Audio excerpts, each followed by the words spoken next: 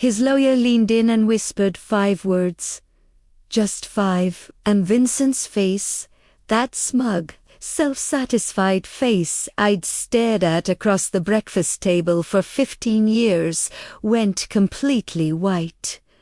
His hands started trembling. The papers he'd been so eager to sign were shaking like leaves in a storm. And me, for the first time in 3 years, I smiled, but I'm getting ahead of myself. Let me start from the beginning because you need to understand how we got here. How a woman everyone thought had lost her mind actually played the longest, most patient game of her life. My name is Alexis Dunst. I'm 34 years old, and until 3 months ago, I was married to Vincent Mercer. 15 years of marriage. That's longer than most Hollywood relationships. Longer than some small countries have existed, and definitely longer than my patience should have lasted. But I'm a stubborn woman. I get it from my grandmother. I met Vincent when I was 17. I'd graduated high school early, not because I was some genius, but because I was practical and motivated and really wanted to get out of my parents' house. I got a job at Henderson and Price law firm as a file clerk. Minimum wage, maximum paper cuts, but it was mine. B18. I'd worked my way up to legal assistant. I was good with details, good with numbers, good with keeping my mouth shut and my eyes open. Vincent was 24 when we met at a client event. Charming, ambitious, full of dreams about building a real estate empire. He talked about the future like it was already his, like success was just waiting for him to show up and claim it. He said he was going to build something incredible. I said I'd help him file the paperwork. Romance. Right. We got married when I was 19.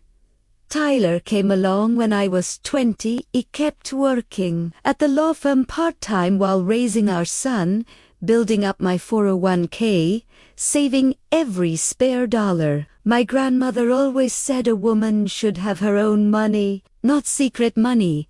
She'd clarify, just her own. Something nobody could take. At 23, Vince's business finally took off. He asked me to quit the law firm and help him full-time. He needed someone to manage the books, handle clients, coordinate with contractors, someone he could trust completely. So, I became his unpaid everything. Bookkeeper, office manager, client liaison, interior decorator for model homes, marketing coordinator, event planner. I did it all while raising Tyler, managing our household, and somehow keeping everyone fed and reasonably happy. My official title was wife. My unofficial title was everything. For 11 years, I poured myself into building Vincent's dream. And for 11 years, he got the credit, the awards, the recognition. At every industry event, I was Vincent's wife. At every celebration, he thanked his team, his mentors, his vision, but somehow never quite got around to thanking me. Somewhere along the way, things shifted. He started making decisions without consulting me. Started staying late for work more and more often. Started criticizing little things, the way I dressed, the meals I cooked, my lack of... I was running his entire back office for free while raising his son and keeping his life organized. But sure, not ambitious enough. Then 3 months ago, he dropped the bomb. He came home on a Tuesday evening. I was making dinner. His favorite, actually, because I'm apparently a glutton for unappreciated effort. He sat me down at the kitchen table with this look on his face. Not sad, not apologetic, just businesslike. I want a divorce, he said. And then, I want the house, the cars, the business, everything. You can keep, Tyler. He said it like he was ordering from a menu. I'll have the assets. Hold the child. Thanks, keep. Tyler, like our 15-year-old son, was a leftover pizza, like he was an inconvenience, being graciously allowed to stay with me. I just stared at him. 15 years of marriage, and this was how it ended at our kitchen table between the salt shaker and the butter dish. Like I was just another item he was discarding. What I didn't know in that moment, what I wouldn't find out until later, was that Vincent had been planning this for months. He already had a lawyer, Harold Whitfield. Expensive and experienced, he'd been building his exit strategy while I was meal prepping and scheduling his dentist appointments. I'd been blindsided by a man I'd trusted with everything. The next day, his mother showed up. Vincent Mercer, a woman who had treated me like the help for 15 years, arrived with her perfectly styled hair and her perfectly practiced sympathy face. She patted my hand and told me I should have tried harder to keep him happy. Men have needs, dear, she said, like she was explaining something complicated to a slow child. Loren's advice on marriage was always fascinating. Considering her husband spent 7 days a week on the golf course, specifically to avoid being in the same room as her. But sure, I was the problem. That first week was a blur. Vincent moved me to the guest room. He had documents drawn up, settlements proposed, timelines established. Everything was moving so fast and I felt like I was drowning. Everyone saw a woman whose world had just collapsed, a wife being thrown away after 15 years of service, a victim who didn't see it coming. But here's the thing, what Vincent didn't know, what nobody knew, was that I'd found something 3 years ago. Something buried in his own financial records. Something he thought was hidden forever. And I'd been quietly, patiently preparing ever since. Before we continue, if you're enjoying this story, please hit that subscribe button and tell me in the comments where you're re-watching from and what time it is there. I read every single comment. Thank you. Back to the disaster. Within a week of the announcement, Vincent had completely taken control. The guest room became my permanent residence in what used to be our home. My closet shrank from a walk-in to 2 small sections. He graciously allowed me to keep. The message was clear. This isn't your house anymore. Within 2 weeks, he started bringing her around. Brittany Sawyer, 27 years old, worked at his company. Of course, she did. She had that Instagram perfect look. Blonde highlights, perfect nails, yoga pants that cost more than my weekly groceries. She walked into my kitchen like she owned it, wore my apron, my grandmother's apron, while making smoothies in my blender. She was younger than my marriage, younger than my favorite handbag, but she made amazing smoothies, so I guess that's something. Vincent paraded her around like a trophy. They'd sit on my couch, watch my television, eat off my plates. He'd put his arm around her right in front of me like I was furniture, like I'd already disappeared.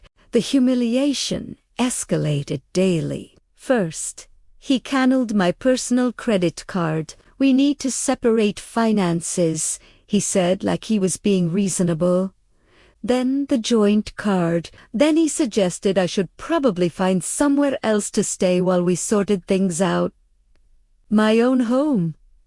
And I was being asked to leave. Lorraine came over to help me.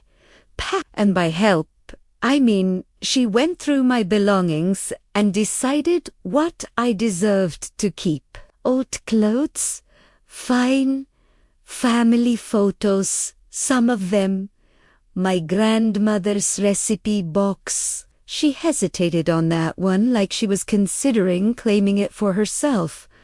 What I was not allowed to take, any jewelry Vincent had bought me over 15 years. Any furniture I'd picked out, anything of value. Those were marital assets, Lorraine explained, and Vincent was entitled to them. She packed my things in garbage bags, not boxers, garbage bags, like I was trash being taken out. Through all of this, I had one person I thought I could trust, Diane Holloway. We'd been friends since high school. 20 years of friendship through boyfriends and breakups and babies and everything in between. She was the first person I called after Vincent's announcement. She was so supportive, always checking in, always asking how I was holding up, always ready to listen. She'd come over with wine and let me cry on her shoulder. She told me I deserved better. She told me Vincent was making a huge mistake, but something felt off, little things. At first, Vincent seemed to know my plans before I made them. When I mentioned to Diane that I was thinking about fighting for the house, Tyler came home the next day saying Dad told him it wouldn't work. When I told Diane I was looking at apartments in a specific neighborhood, Vincent made a comment about that exact area being too expensive for me. Then it clicked. Looking back, I should have seen it. Years ago, the way Diane always lit up when Vincent walked into the room, the way she'd compliment him just a little too much, laugh at his jokes just a little too hard. She always asked about him first whenever we talked. How's Vincent? How's the business? Is Vincent happy? She'd been carrying a torch for my husband for 15 years. And Vincent, because he collected admirers, like some people collect stamps, knew exactly how to use it. He made her feel special, important, not like other women. He probably implied they'd get together after the divorce, gave her just enough hope to keep her loyal. My best friend was his spy. 20 years of friendship sold out for some flirting and empty promises. At least charge more, Diane. But the worst part wasn't Vincent, wasn't Lorraine, wasn't even Diane. The worst part was Tyler. My son saw everything. The girlfriend, the grandmother packing my bags, the way his father looked at me like I was nothing, and Vincent was working on him, dripping poison in his ear day after day. Your mom is making this difficult. I just want everyone to be happy. She's the one dragging this out. I'm trying to be fair, but she won't cooperate. Tyler started pulling away from me. Not angry exactly, just distant, confused. He didn't know who to believe. And his father was very convincing. I could lose the house. I could lose the money. I could lose everything. I'd spent 15 years building, but watching my son look at me like I was the problem. That was the knife. That was the wound that actually bled. I hired a lawyer, Nina Castellano, recommended by my old firm. 52 years old. Sharp as a razor, absolutely no tolerance for nonsense. She reviewed my situation and laid out the battle plan. You helped build this business, she said. You're entitled to half of everything. The house, the company, the accounts. We fight. I looked at her for a long moment. What if I don't want to fight? Stared at me like I'd started speaking another language, like I'd suggested we send Vincent a thank you card and a fruit basket. She thought I was broken, depressed, too beaten down to stand up for myself. She had no idea. I moved into a small apartment with Tyler. 2 bedrooms, 1 bathroom, a kitchen the size of my old pantry. Half our boxers didn't even fit. They sat stacked in the corner of Tyler's room like a monument to how far we'd fallen. Meanwhile, Vincent posted photos with Brittany. New chapter, new energy. Blessed, he wrote. Lorraine commented underneath. So happy for you, sweetheart. You deserve joy. My sister called, furious. You need a shark lawyer. Take him for everything he's worth. Everyone had advice. Everyone thought they knew what I should do. Everyone saw a woman who'd given up, who couldn't fight, who was letting her husband walk all over her. Everyone was wrong. Here's the thing about being underestimated. People stop watching you. They stop being careful around you. They stop guarding their secrets. And that's exactly when you learn everything you need to know. 3 years. That's how long I'd been carrying this secret. That's how long I'd known the truth about Vincent Mercer and his glittering, glamorous, completely fake empire. It started on a random Tuesday night, 3 years before the divorce.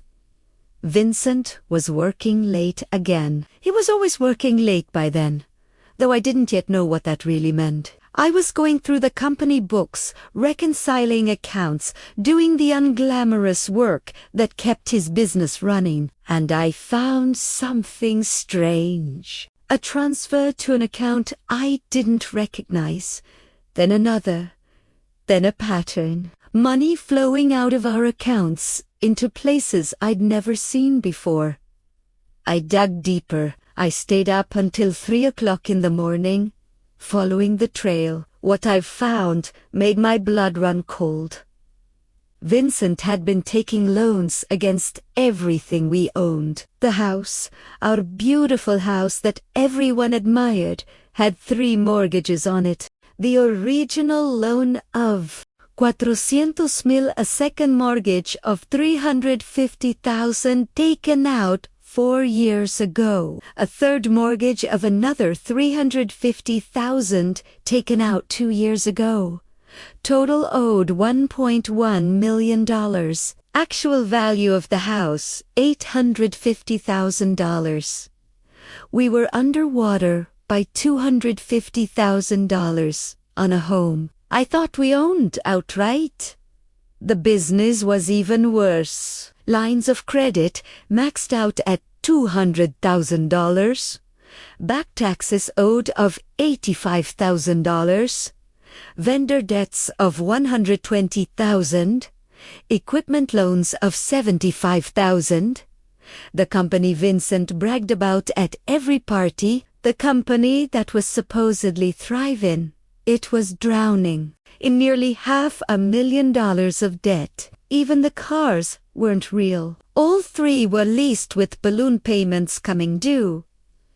We didn't own anything. We just had very expensive monthly obligations. I sat in my kitchen at 3 o'clock in the morning, surrounded by printouts, and did the math. Total debt, approximately $1.9 million.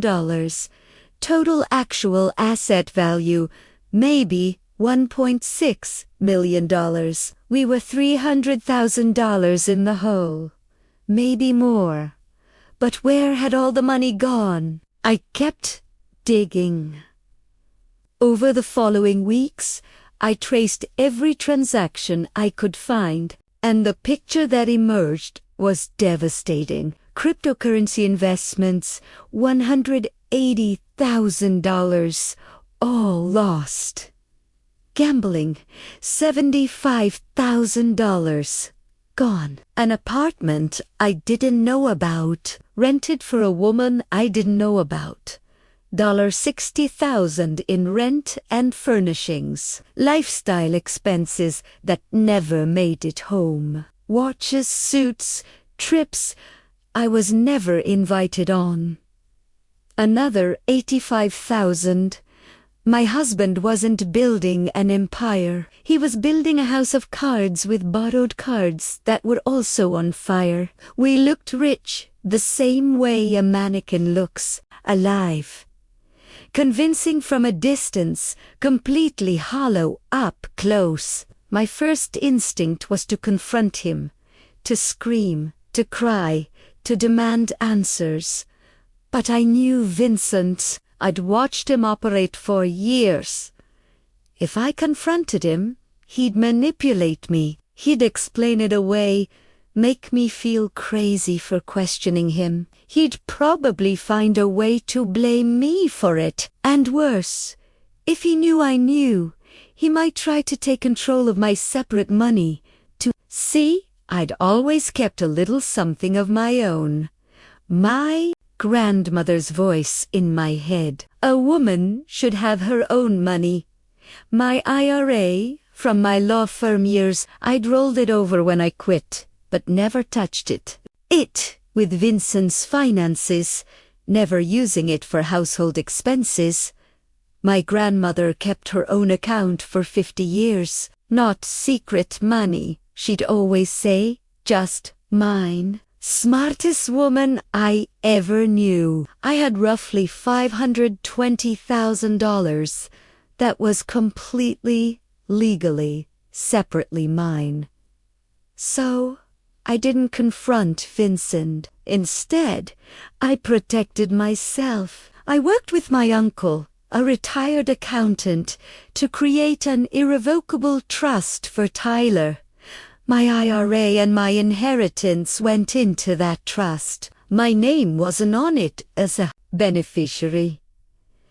Vincent's name certainly wasn't on it. It was for Tyler's future. College, a first home, emergencies, and it was untouchable. Then I documented everything. Every mortgage document, every hidden account, every suspicious transaction. I printed copies and kept them at my sister's house. I put copies in a safe deposit box. I saved everything on an encrypted drive. And then I waited. I knew Vincent would leave eventually. Men like him always do. They get bored, or they find someone younger, or they decide they deserve more. I just had to be ready when it happened. 3 years of waiting. 3 years of watching him dig the hole deeper. 3 years of smiling at dinner parties while knowing our entire life was built on quicksand. I got very good at patience and very good at pretending I didn't know my husband was financially drowning us both. When Vincent finally asked for the divorce, when he demanded the house, the cars, the business, everything, I almost laughed out loud. He wasn't asking for assets. He was demanding debt. He just didn't know it yet. Back in the present, I sat across from Nina Castellano and placed 3 binders on her desk. 3 years of evidence, every mortgage document, every loan statement, every hidden account. She read in silence for almost an hour. When she finally looked up, her expression had completely transformed. You've known about this for 3 years. I was waiting for him to leave. I knew he would eventually, and when he demanded everything, he demanded all the debt. He just doesn't understand that yet. Na leaned back in her chair. The pity was gone from her eyes.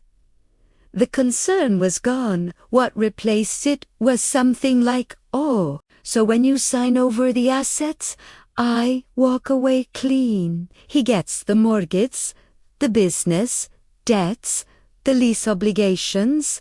All of it becomes his sole responsibility. And your inheritance, your retirement account, separate property, never commingled, legally protected. sitting safely in a trust for my son. Nina was quiet for a long moment. Then she smiled, a slow, dangerous smile. "Mrs. Dunce," she said, "I believe I owe you an apology." "I thought you'd given up," Primera smiled by. "Everyone thinks that. That's kind of the point." Na went from looking at me like a lost kitten to looking at me like a chess grandmaster. "I prefer grandmaster better outfit." The trap was already built. The numbers were verified. The documentation was airtight. All I had to do now was let Vincent think he was winning. And nobody does gracious loser better than a woman who's been practicing for 15 years. The next 3 months were a master class in acting. I became exactly what everyone expected me to be. Broken, defeated, barely holding on. I showed up to mediation sessions with red eyes and trembling hands. I spoke softly, hesitantly, like a woman who'd lost all her confidence. I asked for so little that even the mediator seemed uncomfortable. "I just want enough to start over," I said during our second mediation. "I'm not trying to be difficult. I know the business is his life's work. I know the house means everything to him. I don't want to tear our family apart more than it already is." I requested a settlement of $50,000 cash, my personal belongings, shared custody of Tyler. That was it. Vincent agreed immediately. He was probably expecting me to fight for half of everything. That's what any reasonable lawyer would demand. Instead, I was asking for crumbs. He looked at me across that mediation table with something almost like pity, like I was a wounded animal he was graciously putting out of its misery. I deserved an Oscar for that performance. Or at least a Golden Globe. I was given the role of a lifetime, and my only audience was my lying, cheating, soon-to-be bankrupt ex. With each passing week, Vincent's arrogance grew. He stopped being careful, stopped pretending to be the reasonable one. He started telling everyone who would listen that I hadn't even fought. "She just gave up," he told his golf buddies. "I offered her a fair settlement, and she took it without a word." Lorraine was even worse. She bragged at her book club, at her church group, at every social gathering she attended. "Vincent is keeping everything." That woman didn't get a dime. I always knew she wasn't strong enough for my son. It's our next mediation session, making sure I noticed. He also took Brittany to dinner at La Maison, the French restaurant where we'd celebrated our 10th anniversary. He posted photos on social media. "Life is good when you're with the right person," he wrote. The right person. He meant the person who didn't know about his debt yet. Meanwhile, Brittany had started redecorating my house. New furniture in the living room, new art on the walls. She even painted my kitchen gray.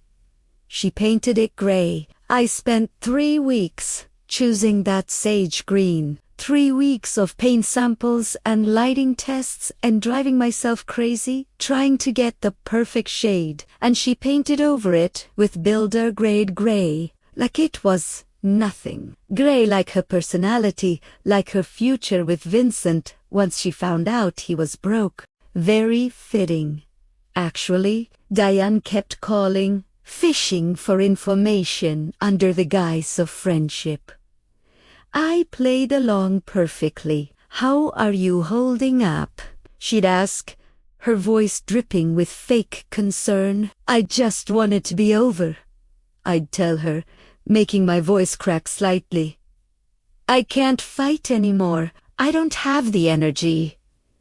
Within hours, Vincent would know. I could practically see him relaxing, letting his guard down even further. Diane thought she was playing me. She was actually just being a messenger service. Not a very expensive one either. But while the adults were playing their games, Tyler was watching, and my son, my smart, observant, wonderful son, was starting to notice things that didn't add up. He noticed his dad's new $15,000 watch, but heard Vincent tell him they couldn't afford the school trip to Washington, D.C. He noticed Brittany's shopping bags piling up in the foyer, but heard Vincent complain about money being tight. He noticed the disconnect between the lifestyle his father was projecting and the excuses he kept making. One evening, Tyler came to my tiny apartment and sat down at my second-hand kitchen table. He looked at me with those serious eyes, so much like his father's, but with something Vincent had lost long ago: honesty. "Mom," he said quietly, "is Dad actually rich?" I looked at my son for a long moment. "What do you think?" He was quiet, processing. "I think something's not right. I think he's pretending." I reached across the table and squeezed his hand. "Trust me. Just wait a little longer." My 15-year-old figured out something was wrong before 2 lawyers and a certified accountant did. I should bill his college fund for consulting fees. Behind the scenes, Nina was preparing our legal strategy with surgical precision. The main divorce agreement stated clearly that I was relinquishing all claims to marital property. The house, the business, the vehicles, everything would go to Vincent. In exchange, I would receive my modest cash settlement and walk away. But attached to that agreement was an addendum, a detailed liability disclosure statement. Every debt, every mortgage, every loan, every obligation tied to those assets. When Vincent signed for all assets, he would be legally assuming all liabilities. The mortgages would become his sole responsibility. The business debts would transfer entirely to him. The lease obligations on the cars would be his problem alone. It was all there in black and white. Legal, proper, devastating. Legal documents are like poetry, Na told me. Boring, expensive poetry that can ruin someone's life. My favorite kind. 2 weeks before the final hearing, Harold Whitfield, Vincent's lawyer, called Nina with concerns. "My client is assuming significant assets," Harold said carefully. "I'd like to request a full financial audit before we finalize." "Just to verify everything." Nina kept her voice neutral. "Of course, we'll provide whatever documentation you need." But when Harold brought this to Vincent, my soon-to-be ex-husband, shut it down immediately. "No audits," Vincent told him. "I built that company. I know exactly what it's worth. I'm not paying for some accountant to tell me what I already know." Harold pushed back. "I strongly recommend we verify the asset values before you sign." "This is a significant no." Vincent cut him off. "Brittany wants this done. I want this done. No more evalays." Harold had been practicing law for over 30 years. He knew when a client was about to make a mistake. He also knew he couldn't force someone to take his advice. He presented Vincent with a waiver, a document acknowledging that Harold had recommended an independent financial review and that Vincent was declining against counsel's advice. Vincent signed it without reading it. Just like he'd sign everything else without reading it, Never underestimate the power of an impatient girlfriend to make a man skip the fine print. Brittany was worth millions to me in legal strategy. Anyway, the night before the hearing, Vincent sent me a text message. "Thank you for not making this ugly." I stared at that message for a long time. 15 years of marriage, 15 years of building his business, raising his son, managing his life, and he was thanking me for not making things difficult for him while he threw me away. I typed back, "I just want what's best for Tyler." What was best for Tyler? His trust fund, his future secured, and a father who was about to learn the most expensive lesson of his life. Nina called me that evening, Thursday, at 9:00 a.m. Final hearing. "Judge Patricia Holden, are you ready?" I looked around my small apartment, the second-hand furniture, the boxers still unpacked in the corner, the tiny kitchen I'd painted sage green because it reminded me of hope.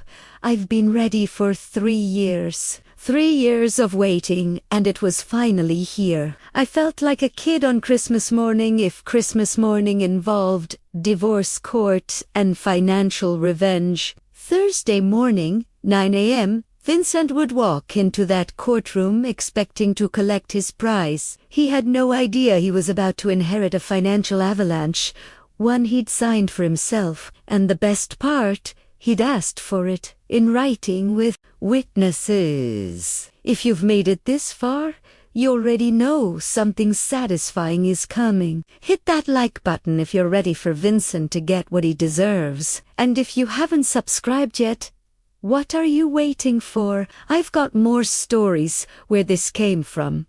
Trust me. Now, let's finish this. Thursday, April 17th, 9:00 a.m., courtroom 4B. I remember every detail of that morning. The way the sunlight came through the tall windows, the smell of old wood and floor polish, the quiet murmur of lawyers shuffling papers. These was where 15 years of marriage would officially end, and where 3 years of patience would finally pay off.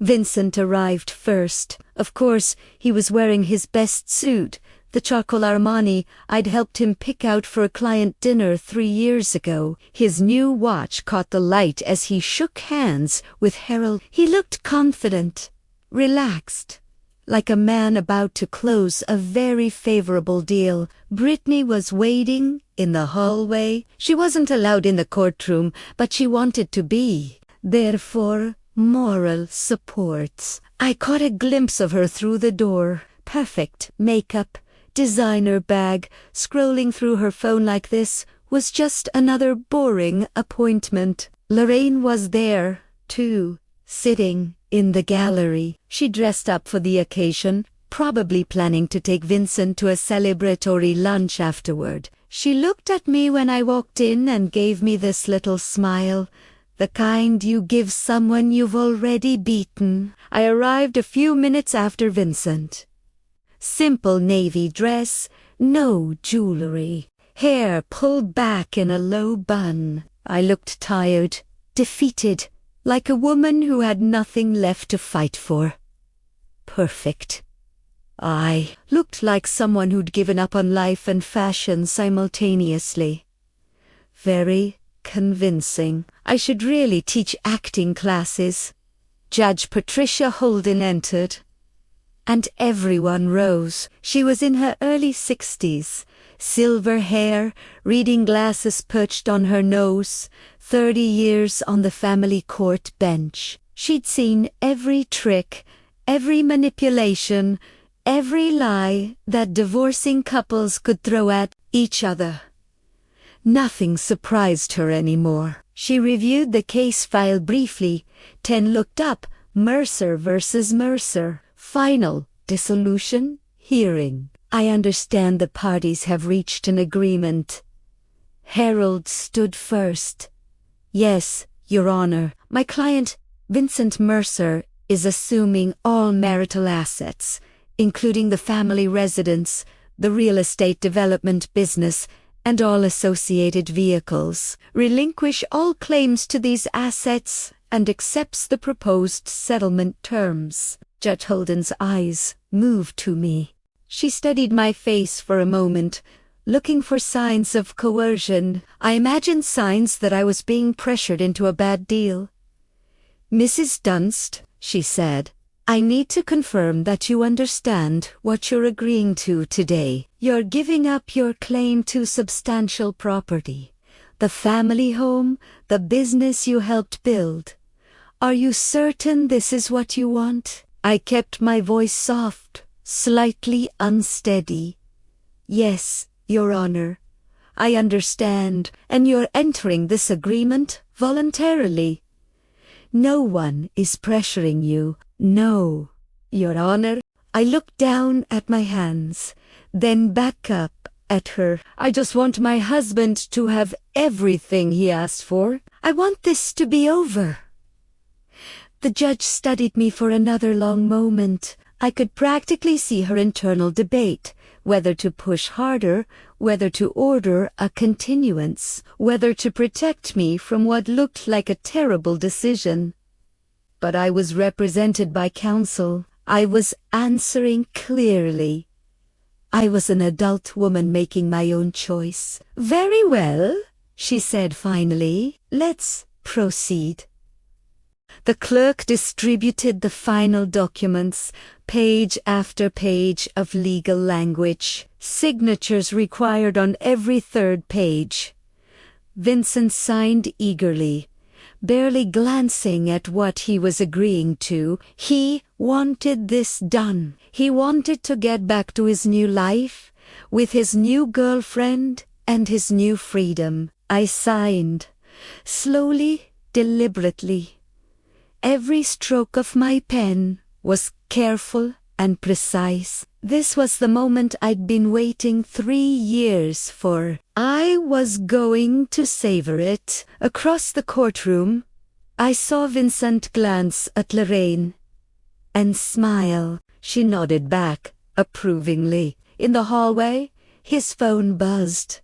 Probably Brittany sending encouragement. He checked his phone in court during his own divorce hearing. That's the kind of man he was. Meanwhile, Harold Whitfield was doing what good lawyers do, reviewing the complete document package one final time. Main agreements signed, asset schedules signed, settlement terms signed. Then he reached the addendum, liability disclosure statement. I watched his face as he read, watched the confusion flicker across his features, watched him flip back a page, then forward again like he was hoping he'd misread something. He hadn't. Harold's face went pale. He leaned toward Vincent, trying to be discreet. "Sir," he whispered, "we need to talk." Vincent waved him off, still basking in his victory. "Not now. We're almost done." So Harold's voice was more urgent. "You're assuming all debt?" Vincent turned to look at him. "What?" "The liability disclosure," Harold whispered, papers rustling as he pointed. "The mortgages, the business liens. It's all here. You're assuming personal liability for everything." For the first time, Vincent actually looked at what he'd signed. I watched his eyes scan the numbers, watched the color drained from his face. House, $1.1 million owed. Market value $850,000. Business $480,000 in combined debts. Vehicles $115,000 in lease obligations. Additional personal liabilities $200,000. Total debt approximately $1.9 million. Net value of everything he just claimed negative $300,000. He hadn't won the lottery. He'd won the bill for it. Vincent stood up abruptly, his chair scraping against the floor. This isn't right. He looked at me, then at the judge, then back at the papers. She hid this from me.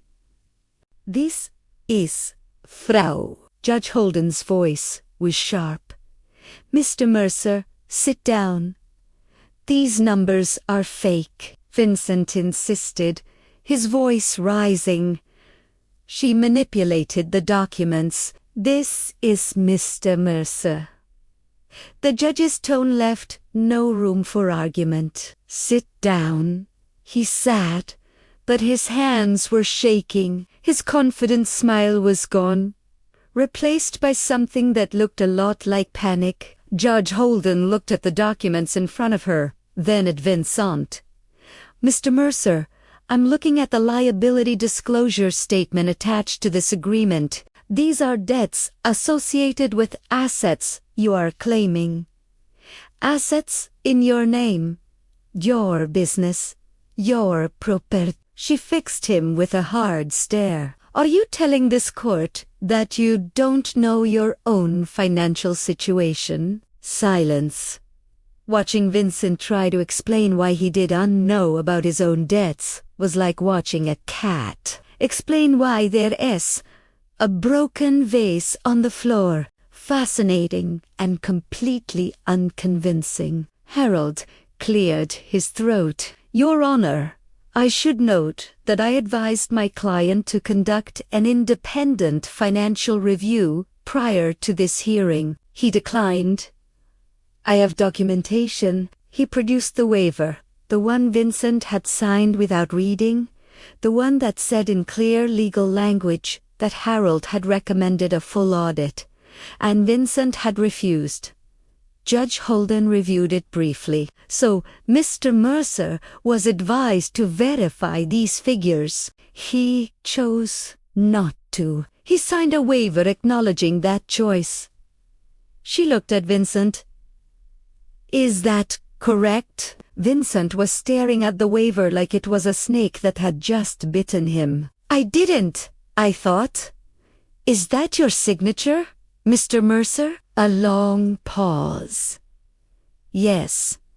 Then you assumed this risk voluntarily. Judge Holden's voice was matter of fact. You had the opportunity to investigate. You chose not to. The agreement stands. Vincent turned to me, desperation breaking through his composure. You knew. His voice cracked. You knew about all of this. I met his eyes calmly. I was your bookkeeper for 11 years. Vincent, I knew about everything. His face cycled through emotions faster than I could count. Confusion, rage, betrayal, fear, and finally, the one I'd been waiting for. Realization. The understanding that he'd done this to himself. I want to withdraw the agreement, Vincent said, turning back to the judge. I didn't understand what I was signing. This isn't fair. Judge Holden shook her head. Mr. Mercer, you signed documents before this court stating you understood and agreed to all terms. You were represented by competent counsel. You declined additional review. Your wife did not hide anything. These are your debts, your mortgages, your obligations. She paused. The agreement is final. The gavel came down. Mrs. Dunst, you have your settlement. Mr. Mercer, you have the assets as agreed along with all associated liabilities. This marriage is dissolved. I stood, smoothed my dress, picked up my purse. Then I looked at Vincent one last time. He was slumped in his chair, papers scattered in front of him. His whole world collapsing around him. You said you wanted everything except Tyler. I said quietly. I gave you exactly what you asked for. I walked out of that courtroom without looking back. In the hallway, I could hear Vincent's voice rising, yelling at Harold, demanding to know how this happened, threatening lawsuits. Harold's calm responses. I told you to get an audit. I have it in writing. You refused. Through the glass doors, I saw Brittany's face change as she listened. Saw her look at Vincent. Really? Look at him and see something other than the successful businessman she thought she was getting. She was gone before I reached the elevator, moving fast, heels clicking on the marble floor. Not looking back. Brittany's exit was faster than her entrance into my marriage. At least she was consistent. I stepped outside into the April sunshine. The sky was blue. The air was warm. Somewhere behind me, my ex-husband was screaming at his lawyer about fairness and fraud, and how none of this was his fault. Ahead of me was a new life, smaller than before, simpler, but completely, entirely mine. The collapse happened faster than I expected. Within 2 weeks, Brittany had moved out of the house, packed her things in the middle of the night, left a note that said, "This isn't what I signed up for." The grey kitchen sat empty. Within a month, Vincent tried to sell the house. But when you owe more than something is worth, there are no buyers, just banks calling about missed payments and realtors suggesting short sales. Within 2 months, the business started defaulting. Vendors filed lawsuits. The line of credit was frozen. The company that Vincent had spent 15 years building, the company I had spent 11 years supporting, was crumbling into dust. Within 3 months, Vincent was meeting with bankruptcy attorneys. The man who once bragged about his empire was now calculating which assets he could protect from creditors. The answer was almost nothing. Loren's perfect son was calling family members, asking for loans, showing up at relatives' houses with excuses and explanations. Nobody knew about the debt. Alexis must have hidden it somehow. I was tricked, but the documents told a different story. The mortgages were in his name. The loans were in his name. The gambling debts, the crypto losses, the secret apartment, all his choices, all his signatures. I heard that Loren's Christmas newsletter that year was very short. Vincent is exploring new opportunities. Yes, opportunities in debt restructuring. The parallel conflicts resolve themselves with a kind of poetic symmetry. Diane called me about a week after the hearing. Her voice was shaking. I had no idea things were this bad. I'm so sorry, Alexis. I never meant, for I thought Vincent and I didn't answer, didn't respond, didn't give her the closure she was looking for. Some bridges aren't meant to be repaired. Some friendships don't deserve a second chance. 20 years of history betrayed for a wink and empty promises from a man who used everyone around him. She tried calling 3 more times. Then she stopped. I imagine she's still waiting for Vincent to notice her. She'll be waiting a long time. Lorraine tried a different approach, going through Tyler. Tell your mother I didn't know about the money problems. Tell her I'm sorry for how I treated her. Tell her I want to talk. Tyler looked at his grandmother, the woman who'd packed his mother's belongings in garbage bags, who'd called his mother worthless, who'd sided with his father without a single question and said, "Mom's busy building her life. She doesn't have time for excuses." Lorraine wanted forgiveness. I wanted peace. Guess which one of us got what we wanted? Tyler, my wonderful, smart, observant son. He finally understood everything, not because I explained it, but because he figured it out himself. He saw the court documents, he heard his father's excuses. He watched Brittany leave, watched Lorraine scramble, watched the whole facade collapse. One evening, about a month after the divorce, he sat with me in my small apartment, the one with the sage green kitchen, the one with the second-hand furniture and the boxers, finally unpacked. "You waited 3 years," he said quietly. "You knew this whole time and you just waited. I wanted to make sure you were protected. I told him whatever happened between your father and me, I needed to know you'd be okay. The trust fund, $520,000, safe and untouchable." He was quiet for a moment, then he hugged me. Really hugged me. The kind of hug I hadn't gotten from my 15-year-old son in months. The kind that said, "I understand."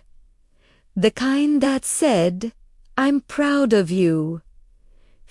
Boys don't usually hug their mothers voluntarily. I knew I'd done something right. My $50,000 settlement went toward getting established. First month's rent, security deposit, basic furniture that wasn't falling apart. It wasn't luxury, but it was stability. The trust fund stayed exactly where it was. Tyler's future, college, maybe a first home someday, a safety net that nobody could take from him. And me. I enrolled in interior design courses at the community college. The dream I'd put on hold. When I was 23 to help Vincent build his empire, I was finally building my own. I started small. My first real client was a woman named Sandra, 52 years old, just ending a 28-year marriage. She was standing in her empty new apartment, looking lost when she asked me, "How do you start over?" I thought about it for a moment. One room at a time, one color at a time, one day at a time. We painted her kitchen sage green. She cried when she saw it. "Happy tears," she said, "the color of new beginnings." About 3 months after the divorce was finalized, Vincent showed up at my apartment. I barely recognized him. He'd lost weight, not the healthy kind. Dark circles under his eyes. His suit was wrinkled. His watch was gone. He looked like a man who'd been through a war and lost. He stood in my doorway, and for a moment I almost felt sorry for him. Almost. "I didn't know it was this bad," he said. His voice was, "I made mistakes.